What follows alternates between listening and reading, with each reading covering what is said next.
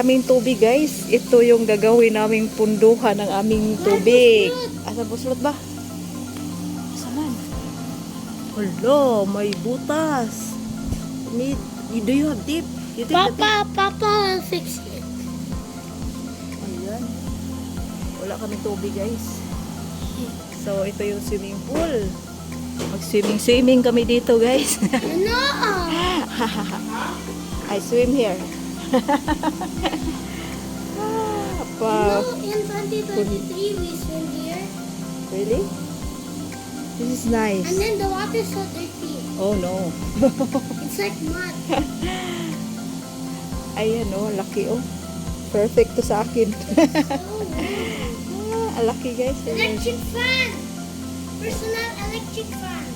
So, lalagyan ito ng tubig, punduhan namin kasi 3 days kami walang tubig, pastilan. So, ito yung gagawin namin. Agoy!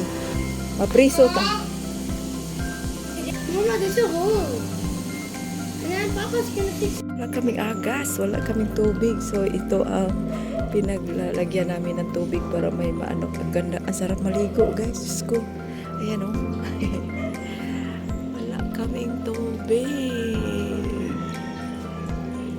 Paano na to? Pero 3 days lang.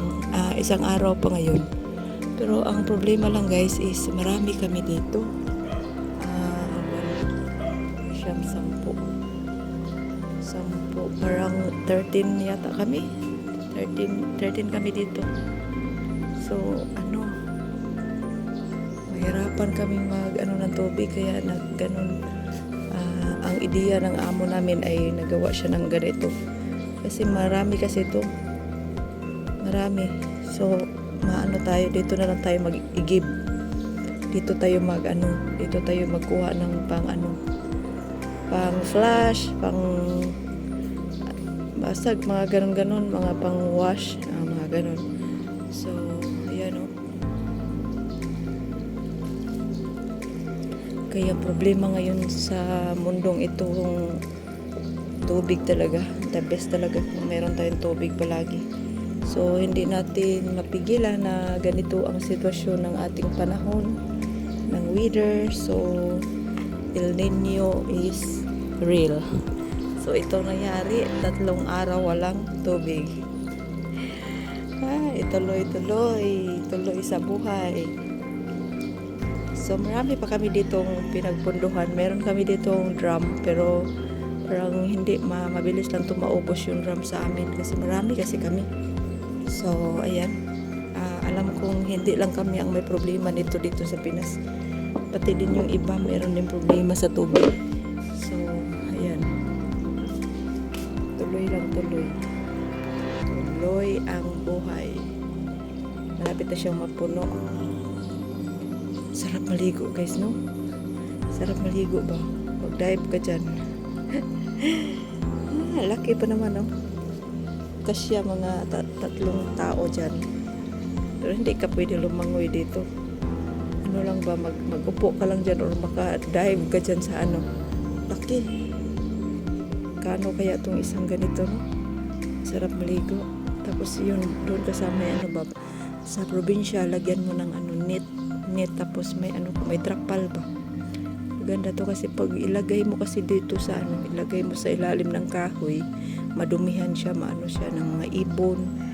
So, ma-perfect to sa sa ganito, tapos siya. Dito naman ay wala naman ditong yung lang, yung lang bougainvillea lang, malayo pa naman, malayo. So, perfect to dito. Yung problema lang dito yung baka ng ibon. Marami kayong ibon dito. Maraming ibon. So, ayan guys, marami na kami nagpundo, pero mas mabuti talagang may pundo tayo kaysa ayan, puno na yan. Pati ito. So, magkuha tayo ng pang